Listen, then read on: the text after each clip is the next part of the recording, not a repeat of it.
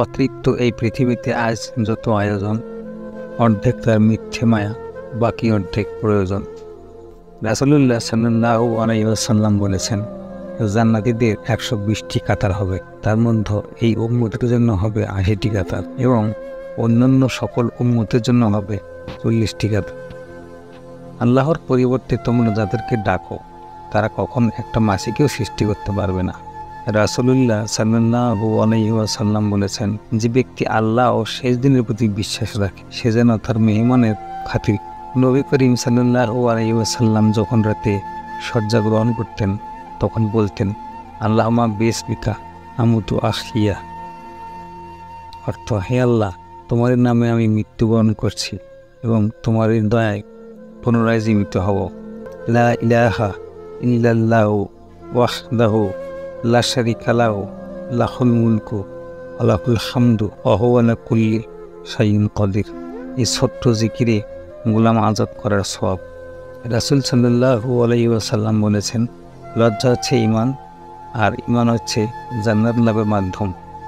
আমি ফেরেশতাদেরকে বললাম, আদমকে সেজদা করো। অতঃপর ইবলিস ছাড়া সবাই সেজদা করল, সে সেজদাকারীদের অন্তর্ভুক্ত হলো না। যদি তোমার চেষ্টার দ্বারা আল্লাহ একটি লোককেও হেদায়েত দেন তবে তা হবে তোমার জন্য এক পাল লাল উটের চেয়েও উত্তম। আমার চোখে অনেকের অপছন্দনীয় বিষয় পড়ে, সে ব্যাপারে আমি কথা বলি না এই ভয়ে যে আমিও পরে সেই দোষ নিয়ে আমি পরীক্ষায় পড়তে পারি। নিজেকে কঠিন জীবনে অভ্যস্ত করো, কারণ বিলাসিতা চিরস্থায়ী নয়।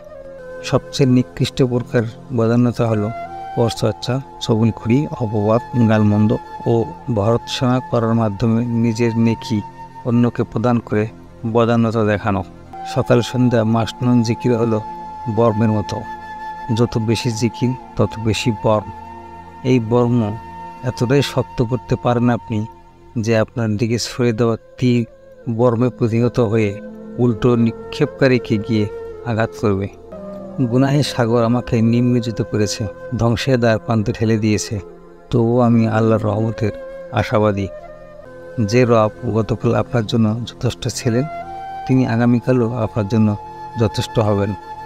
রাসূলুল্লাহ সাল্লাল্লাহু আলাইহি ওয়াসাল্লাম বলেছেন, তোমরা অযাচিত পার্থিব সম্পদ গ্রহণ করো না, কেননা এর দ্বারা তোমরা দুনিয়ার প্রতি আসক্ত হয়ে পড়বে। নিশ্চয় আল্লাহ তাআলা সকল ব্যথিত ও চিন্তিত অন্তরকে ভালোবাসেন। নবী করিম সাল্লাল্লাহু আলাইহি ওয়াসাল্লাম বলেছেন, সদাকা অবশ্যই কবরের উপরে উত্তাপ ঠান্ডা করে দেবে এবং মুমিন কিয়ামতের দিন তার সদাকার ছায়াতে অবস্থান করবে।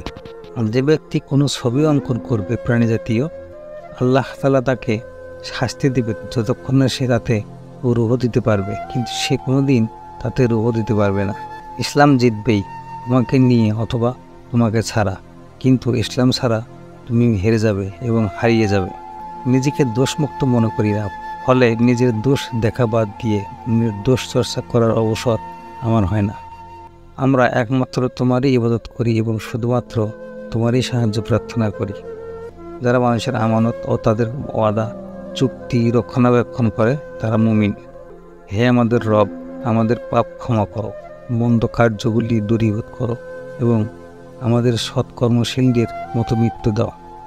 নবী করিম সাল্লাল্লাহু আলাইহি ওয়াসাল্লাম বলেন, তোমরা তোমাদের সন্তানদের নামাজের আদেশ দাও যখন তাদের বয়স 7 বছর হবে, আর তাদেরকে নামাজের জন্য প্রহার করো যখন তাদের বয়স 10 বছর হবে, এবং তাদের বিছানা পৃথক করে দাও।